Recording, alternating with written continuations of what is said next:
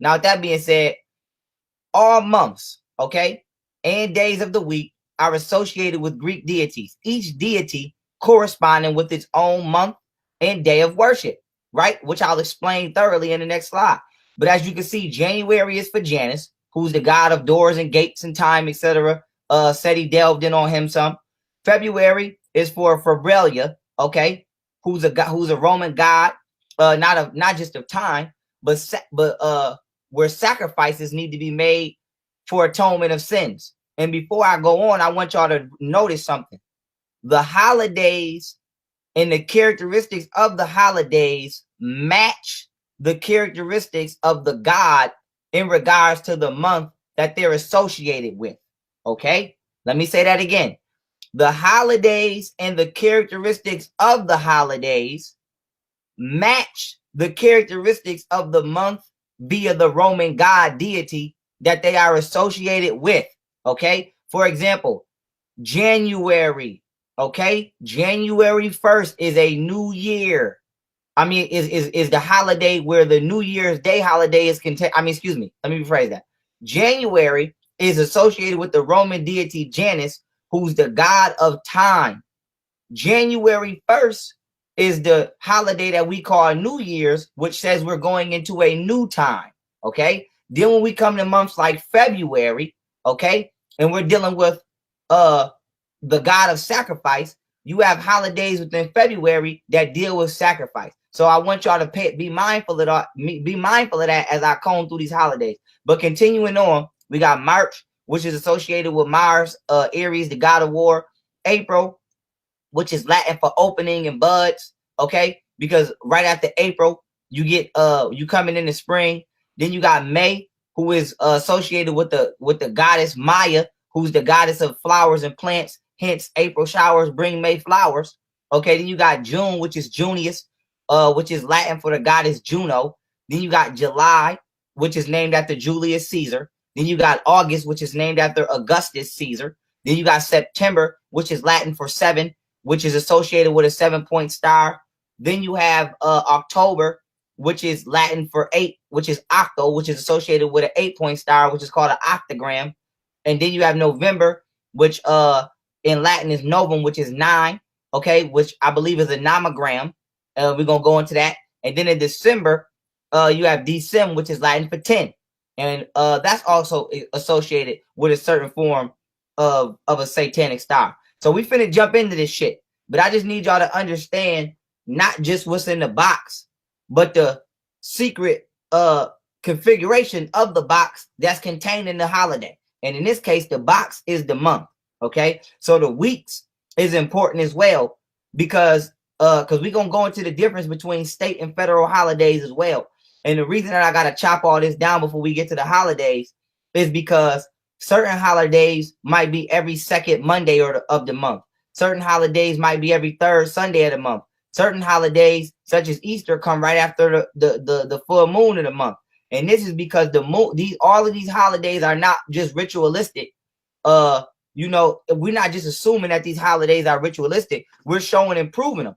But coming to a more detailed point, understand that they even have these holidays on certain days so that the moon can be in certain positions. So when you say, okay, damn, how is this holiday falling on a different day each year, even though they saying this is, you know, the day, for example, Easter Sunday, because not only do they not care about the date being the same, whether it's the 20 something of every month, they're scaling it based off of the moon, because you have to remember the original calendar that they were using, which is the Julian calendar, which was before the Gregorian calendar, was lunar. It was not solar. It was not based off the sun. So the Gregorian calendar wasn't created until 1582, where they started to mark their days based off of the Roman calendar was lunar. The Julian calendar is the one Julius Caesar rendered, which made it solar. So before Julius Caesar, okay, they were basing all of their holidays and their festivities off of the moon. And so today these festivities are still based off of the moon. And so when they don't fall on the same day each year, it's not supposed to. Okay, it's supposed to fall during the same moon cycle around the same times each year. Now coming to the next slide. Okay, now that we know the basic days of the basic gods of the months. Now we want to go to Norse/Greek gods of the week, right? Now, Monday is Mona, okay, which is associated with a moon deity. Tuesday is Tiyu, which is associated with a god of war as well as Ares in Greek. So Tiyu is Saxon or Norse. Wednesday is Woden, aka Odin. Okay, Thursday is Thor. Friday is Freya of Phrygia. Okay, Saturn is for the planet Saturn, which is also in a secret occult terminology for Satan. Okay, and then Sunday, all right, is for the it's for the Roman or Norse deity Sun, but that's also for the sun. And so continuing on, now that we know the Roman deities associated with the months, and we know the Norse and Greek deities associated with the days of the week, now as we go into these holidays, as the general already broke down, it's going to start to synchronize and make a total a totality of sense to you. And so you have what is called Hellenistic astrology, and that is what our calendar is based off of. So if y'all was to say, you know, where are y'all researching to understand these deities and their association with time on a daily, weekly, and monthly scale? Okay, there's individual books written by many people, whether it be Dr. Ben or whoever, that you can read. But if for some reason you didn't have access to these books and you wanted to just do a quick search, you look up Hellenistic astrology. And as you can see here, even just a quick Google search, names of the days of the week, Hellenistic astrology right here. It tells you Monday is the moon, Tuesday is Mars, Mercury is Wednesday, Jupiter Thursday, Friday for Saturn, Venus for Friday, Saturn for Saturday, and Apollo for Sunday, which is the sun. And breaking down why these planets are associated with certain days of the week, in astrology, you have what is called solar prominence. Okay, and let me just get y'all the difference between astronomy and astrology really quick so y'all can have it. Astronomy, which is with the N, is the study of celestial bodies, aka planets, stars, and other entities and objects out of space, and how they operate. Astrology with the L is the study of celestial bodies, aka planets, stars, meteors, and all of the other celestial entities and objects out of space, and how they interact with you. So astronomy would be the study of just the sun. Astrology would be how the sun affects you physiologically and psychologically. So according to astrology, every on these certain days of the week, for example, let's say Tuesday, which is associated with the planet Mars, which in Greek mythology is the god Ares, okay? Or in Norse mythology is the god Tiyu. Every Tuesday, the planet Earth emits a gas, okay? And the planet Mars emits a gas. And whenever a planet emits a gas, in science, it's called a solar prominence. And so anything inside our atmosphere that emits a gas is called a pheromone. Anything outside our planet is called a solar prominence. And what happens is the planet Mars, once it emits this gas trickles down into our atmosphere and affects us psychologically and biologically, okay? And so I did an entire lecture on this. I'm not going to go into this now. I'm just giving y'all a brief understanding. But for an example, every time the United States goes to war, they go to war on a Tuesday, because a Tuesday governs the most day of aggressiveness, because it's literally a chemical in the air that promotes that. So when you see the government spraying chemtrails and doing things like that to influence people, they're actually copying a natural process that the universe already does. So this is why they tell you to go to the club on Fridays, okay? Because Fridays is more of a feminine type of atmosphere, because the planet Venus emits a frequency that makes you want to be more sensual and intimate. And so all of these take the months, take the days of the week, and take the way that these gases, aka these planets, aka these mythological deities, these gods in the form of mythological deities, okay, affect you, and understand how they synchronize these holidays in direct conjunction with these happenings. So just like the Bible is based off astrology, holidays are based off astrology as well. So Seti made a critical point about, harvest during the winter and things like that. And some of y'all not only didn't catch that, y'all not understanding how the holiday itself is supposed to correspond on a astrological level versus a cultural level. Okay. And so now let's keep it moving. Now, there are 12 months / 4 seasons, okay, of celebration. Excuse this typo, ignore all typos. Now, with that being said, there are 12 months, aka 4 seasons of holidays, to which we will be discussing and breaking down the origins of, starting in January and ending in December. Now, we're going to jump right in, okay? First of all, before we get to talking about the goddamn holidays, some of us need to understand what a holiday is. Now, Seti touched on this, and I'm coming behind him just to retouch on this. Now, a holiday by definition is a day of festivity or recreation when no work is done. Okay. Also, the etymological roots of a holiday comes from Old English, which is Halligdag. Okay. Halligdag meant holy day. Okay. Holly, holy, you know, Giles of Holly, or however they say it in a damn Christmas song. And then you know what a day is. So a holiday is something that's considered a holy day. So already in the word, we are seeing religious origins. Okay. We are seeing religious origins. Now, why is this important? This is why the differentiation between state and federal holidays is going to be important, because state holidays are only celebrated within the state level. Now, they can be adopted by other states, but most of the time, state holidays are created within the personal cultural happenings of that state. So let's say if a mass shooting or something happens in a state, and then every year that state does something to, you know, remember that event, that will be considered a state holiday.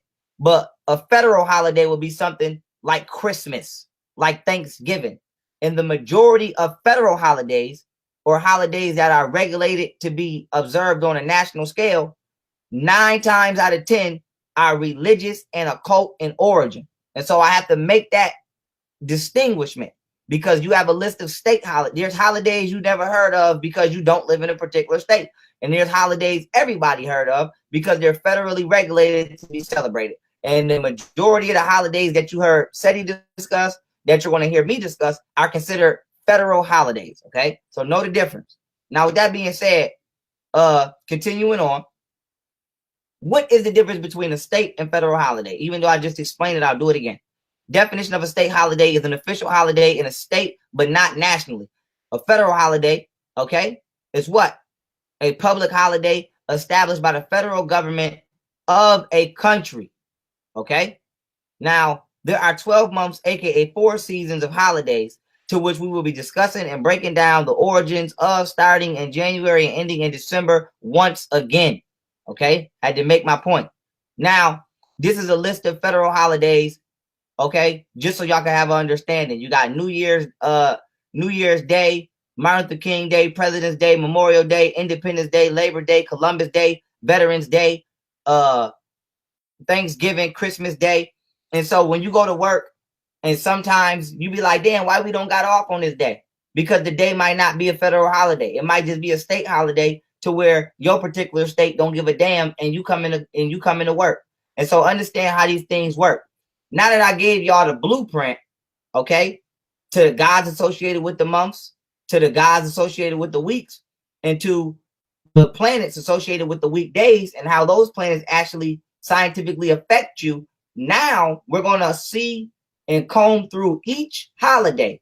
Not only are we going to comb through the holidays origins and the surface, as well as below the surface meanings and occult meanings, at the end of each holiday, I'm going to show you the current day of year that this holiday has fell on, what planet and god it was associated with, okay, and how it could have affected you. So we going all the way in this lecture. The general went in, okay, and I'm coming right the fuck behind him. So I'm letting y'all know it's hitting right now. Let's go. Okay, so now we want to deal with New Year's Eve, okay? Now I know I said we starting at January, but we have to, in order to talk about New Year's, you have to talk about New Year's Eve, because that comes first. So technically we start at December 31st, but y'all catch my drift. Now, with that being said, New Year's Eve is the evening or time period before New Year's. Now, what is New Year's Eve?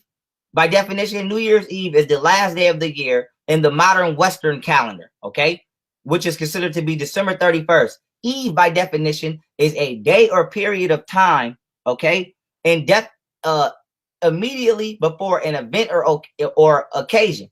And so you have, this is why you have New Year's Eve, Christmas Eve, Hallow Eve or Halloween Eve, okay, because the Eve is not only religious in origin, being Adam and Eve, but it's also when using a form of a noun, okay, is denoting a day or time period immediately before the start of an event or occasion, okay. And so let's jump in. So you have New Year's Eve, right, and everybody counting down and all of this bullshit, and then you get to New Year's, okay. Mind you, New Year's is not January 1st, so you've been fooled, and this is where April Fools come from, but we'll go into that a little later, okay.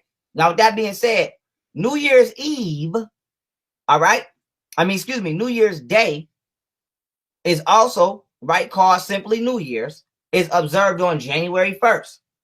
Now, we want to go into the history, okay, of New Year's and why New Year's is on January 1st.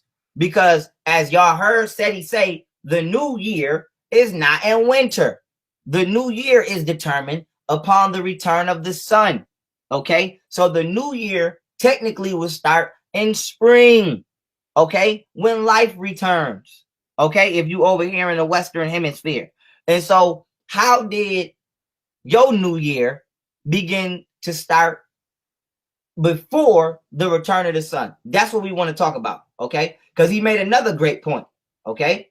And that point was a new day doesn't start at 12 o'clock. And so think about it.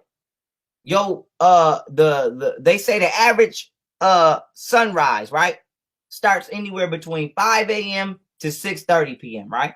So 12 o'clock a.m. is 6. Let's just round that out. 6 a.m. you should be starting a new day. The sun should be on its way to rising, right? You should be able to see a sunrise.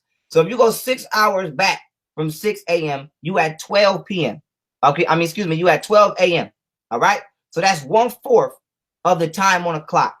Now, if you go from if you go back from March to January, they set you back 1/4 of the seasons in a year. Okay. So y'all gotta see where the knowledge is going with this. Okay. They reverse time on your ass, because we're gonna go into the Times Square and the symbolism behind the ball dropping. Okay. But I need y'all to follow me. So they took the start of your day from 6 a.m. and then took it back 1/4, which is 12 a.m. Then they took the start of your new year from March and took it back 1/4 of the season to January. Okay. And now they got your ass thinking that you in a new time slot, when really you in the same old previous frequency. And so let's keep it moving, because we want to find out how this happened before we continue to go into the science of it. Now, New Year's Day, which is January 1st, history part 1. Okay. New Year's Day is the celebration of the new year based upon the Gregorian calendar, which is named after Pope Gregory. Okay. Pope Gregory the 12th. This is Roman numeral. If y'all see Roman numeral, know that the X stands for 10 and each of these little I's is for 1. So if you see a X, that's a 10, and each of these both equate to 1. So this totals out to 12. Okay. So this was named after Pope Gregory the 12th, and it was allegedly dated in alignment with the death of Jesus Christ, which we know was a lie because Jesus never existed. So when you hear somebody say we living underneath the Gregorian calendar, know that they're talking about Pope Gregory, just like the Julian calendar was named after Julius Caesar. But before we get to the Gregorian calendar, we got to go through the Julian calendar, because that's where that came from. So boom, the Julian calendar, right, originally used by the Romans was known, the calendar originally used by the Romans was known as the Julian calendar, which only contained 10 months and was based upon the cycle of the moon. The months January and February did not exist until they were added by Julius Caesar in 45 BC. The Julian calendar was introduced in 45 BC by Julius Caesar, to which he not only added 2 months, but made changes to the months of at the time, Quintilis and Sextilis. He changed their names to July and August. So July in Roman times was known as the month of Quintilis, and August in Roman times was known as the month of Sextilis, right? And he did this in order to honor himself as well as Augustus. He also changed the length of the days in certain months, causing the year to be 365 days and 6 hours. Now, the 6 hours is important because this was going to lead to the Gregorian calendar, okay? Now, the first New Year's Day ever celebrated in the history of history on January 1st was in Rome in 153 BC, right? Julius Caesar instituted January 1st as the new year, okay, to honor the Roman god Janus, whom has been stated previously in this lecture and a lecture before, to be to be a Roman god of beginnings in time, of beginnings of time, and to be my brain working too fast. To be the god of beginnings in time. Okay, bam. Now, Janus, as you see here, right, with his double face, right? His double face is symbolic to past and future. Okay. So we know when somebody lying, they say you two-faced, okay? Or you telling two different stories. But also, his two different faces are supposed to symbolize past and future. Now let me hit this water real quick because my brain is moving. My brain is moving faster than my tongue. Hold on.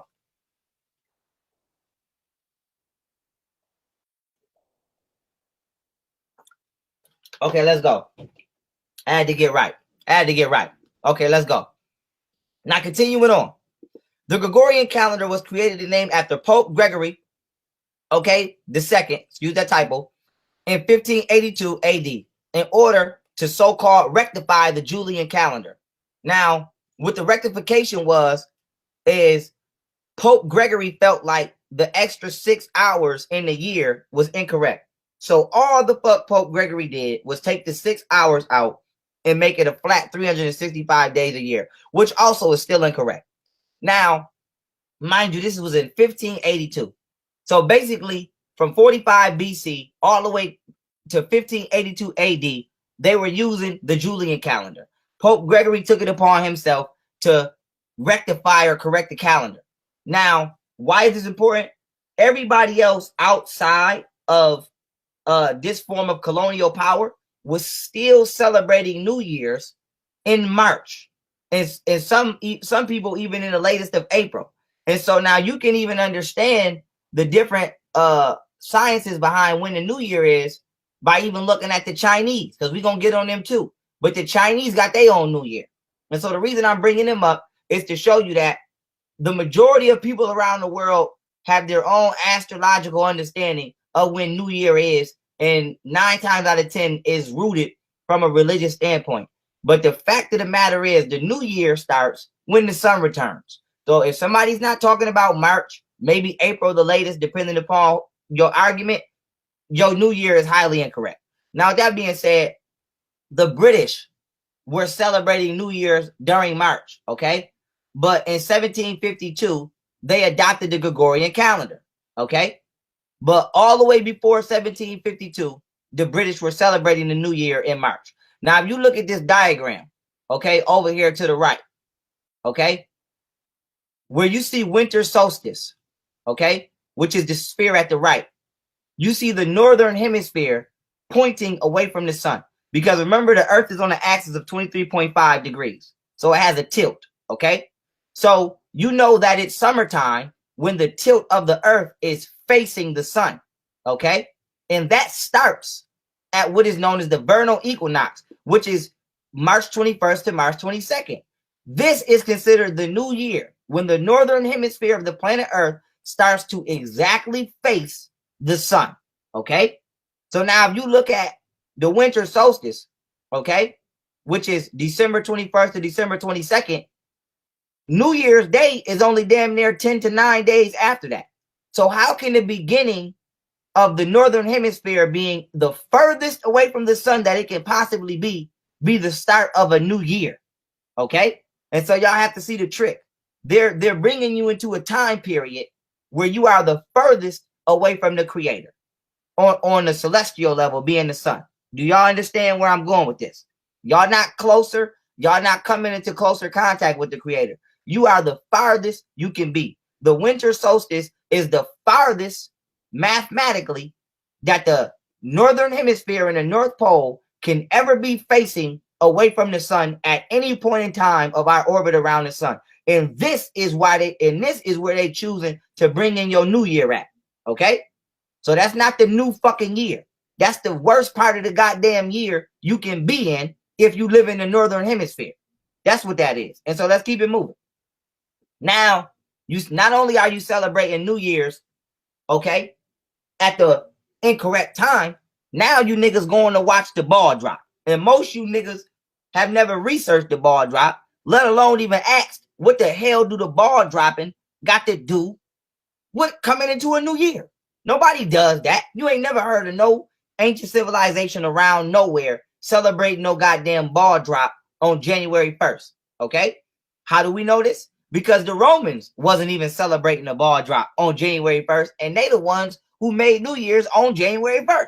So we got to look up the origins of the ball drop. The practice of dropping the ball was created in 1907 by a Jew named Jacob Starr. Okay? Now, the ball drop is a term, okay? Not of endearment, okay? But it is a negative connotation. Now, when you look up the term dropping the ball, that means to fail in one's responsibilities or duties or to make a mistake, especially at a critical point or when the result is very negative. Hence, when somebody tell you, you dropped the ball. Now, why is this important? You niggas go to Times Square and you niggas go wherever you can every year to be symbolically and ritualistically reminded that you are dropping the fucking ball. These people let you know every year that they are getting one up on your ass. And do you give a fuck? Nope. Why? Because think about all of the holidays you done ran through. You done went through Thanksgiving, Halloween, Christmas, motherfucking 4th of July. You done went through all of these holidays. And then after you get done with Christmas, which is the last holiday of the year, guess what they tell you? Damn, nigga, you still dropping the ball. Come here, come downtown and stand outside in your local downtown near your, because 9 times out of 10 is going to be downtown or near a city hall.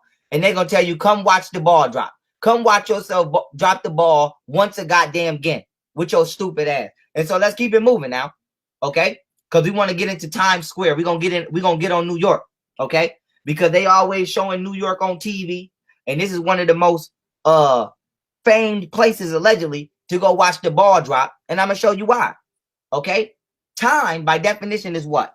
The indefinite continued progress of existence and events in the past, present, and future regarded as a whole. Now, a square, okay, as I broke down in previous presentations, when you open up a square in sacred geometry, it's called a net. Now, what you're looking at right now that looks like a cross is actually not a cross. It's a cube. And whenever you open up a 3D shape, it's called a net, N-E-T. Now, a cube in sacred geometry is not called a cube. It's called a hexahedron. So whenever you open up a hexahedron, it forms a cross. Now, why is this important? A cube has 90-degree angles. A 90-degree angle is meant to stop energy immediately. This is why your street ends at a corner, because it doesn't allow you to turn your car as hard as you want to, because you have to stop. And so when you take 90 degrees and you make it into 4 different angles of 360 degrees, what you're doing is you're taking a natural 360-degree passageway of flowing energy, and you're forcing it to continuously stop. And so as this energy is continuously being stopped, it eventually becomes contained and diluted. Now, let me give you an example. If you see water in nature, it's constantly flowing. This is why it's always fresh. If you take some water and put it in a swimming pool, which is also a square, it's not flowing, which means it's not refreshing itself, which means after a while it becomes stagnant. I mean, it becomes diluted and it becomes unhealthy because it's stagnant. And so you have to understand the science of a square. A square is meant to contain your energy. This is why anything that contains comes in the form of a square or a rectangle. Hence, your TV is a square. You buy a pair of shoes, the box is a square. Okay, you give somebody a present, that comes, your ring comes in a square. Anything that you go in a casket, your casket is a rectangle, it's a square. Anything that contains energy, okay, is a square. Your ass go to jail, your prison cell is a square. And so now why is this important? We have to look at the science of why the ball drops at time square.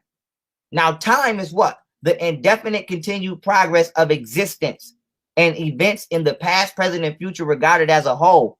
A square is not only a shape that contains energy, a square is the sign used in masonry.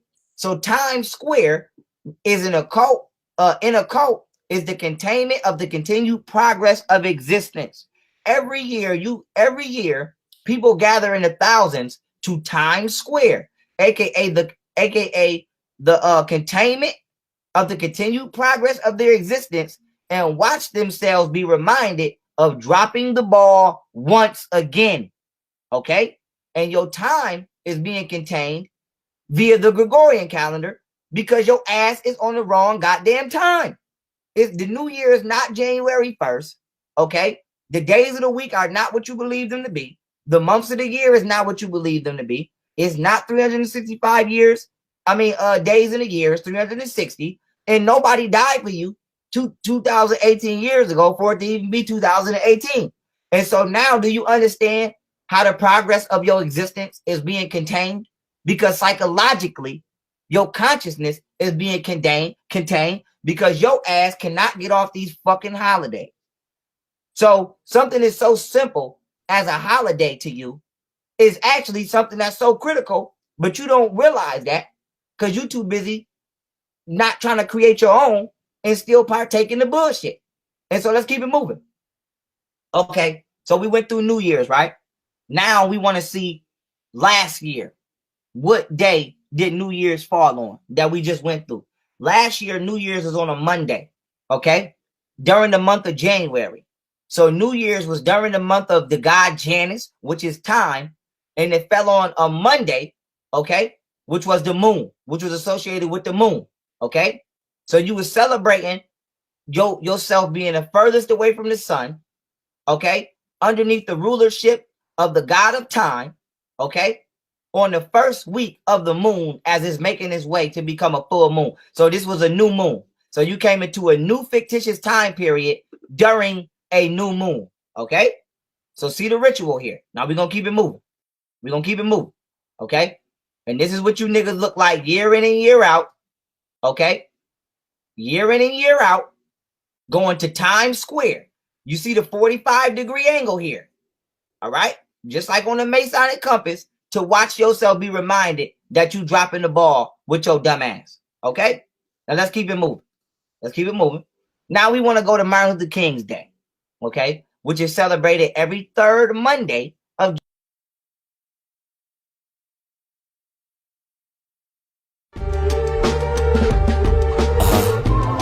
Nothing but pressure for these niggas. You feel me? Frows. Heard you out here trying to make America great again. Well, how about we make the streets militant again?